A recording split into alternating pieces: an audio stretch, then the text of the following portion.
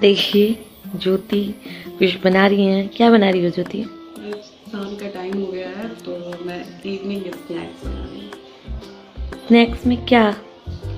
ये बेसिकली सूजी और आलू को मिक्स करके और इसको फ्राई करके मकैन खाई हो वैसे ही है। तो अगर ज्योति को आप कुछ बनाते हुए देखना चाहते हैं तो कमेंट करिए। अगर आप लोगों के ज़्यादा कमेंट्स हुए तो फिर ज्योति अपना रेसिपी आप लोगों के साथ शेयर करेगी।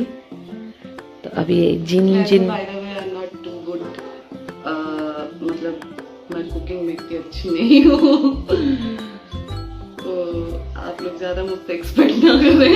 मैं बस YouTube से देख के आज भी खाना बनाती हूँ और ये रेसिपी भी मैंने खुद YouTube से देख के बनाया है। तो ये मेरी रेसिपी नहीं है, ये मैंने YouTube से देखा। नहीं कुछ चीज़ें ज्योति बहुत अच्छा बनाती है।